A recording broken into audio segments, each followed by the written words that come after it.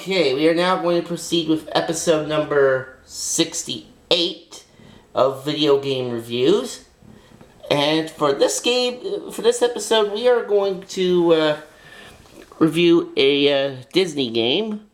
Of course, Disney made a lot of these games in the late 80s into the 90s. All of them made by Capcom. All of them very good, all as well. This one is no exception. It is Chip 'n Dale's Rescue Rangers for the NES, released in North America in 1990 and in Europe in late 1991. Now, just like a majority of NES games, Chip 'n Dale's Rescue Rangers is a platform game, and there is a single-player mode and a two-player mode. And each individual stage is like a little side-scrolling action game. You can walk, jump, duck, and pick up objects like acorns, crates, barrels, and balls to fight enemies and bosses.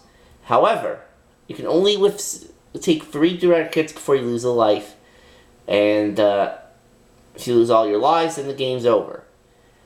Also, there are no passwords, meaning there's no save feature in this game. So let's say you're in the final stage and you lose all your lives. You would then have to start the game over from the very first level.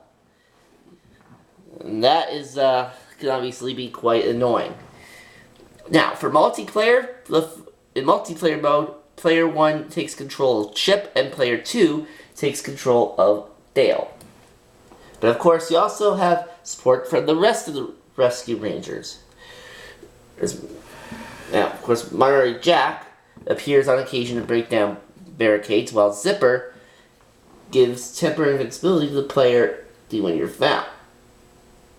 And Gadget gives tips and advice for the chipmunks in each stage. The plot line for this game is that the Rescue Rangers are on a mission to retrieve a missing kitten, for a girl named Mandy. As Gadget goes to scout the area, and Monterey Jack is sent to escape the cities of strange mechanical dogs with Zipper, Chip and Dale go from the streets into a lab where they're attacked by a crazed robot. After being a robot, Fat Cat comes up and says that Mandy's kitten was only a decoy so he could kidnap Gadget and force her to work for it. However, Gadget's able to contact Chip and Dale by building a wireless phone and sending a map to them via carrier pigeon, allowing them to navigate through the treacherous landscape and reach Fat Cat's casino where she's being held. After rescuing her, Gadget provides the chipmunks with a rocket that sends them toward Fat Cat's hideout so that they can beat him. This was the second Disney game developed by Capcom. The first one being DuckTales, which had come out in 1989. And that game, of course, was also for the NES. And this game was fairly successful, selling out about 1.2 million copies worldwide. And as a result, this game resulted in Capcom's 4th highest selling game for the NES. And this, in fact, Nintendo Power ranked this game 79th in their list of the top 100 greatest games released for Nintendo systems in 1997. Stating, Capcom lived up to its reputation for superior play control and graphics. Then the IGN website put this game 71st on their list of the 100 greatest NES games of all time back in 2009. Now, the editors said that the title may have been more linear than DuckTales, but was otherwise an addictive platforming masterpiece. And then Games Radar in that same year ranked the game 6th on their list of the 7 best Disney games, saying that Rescue Rangers was still worth playing nearly 20 years after its original release.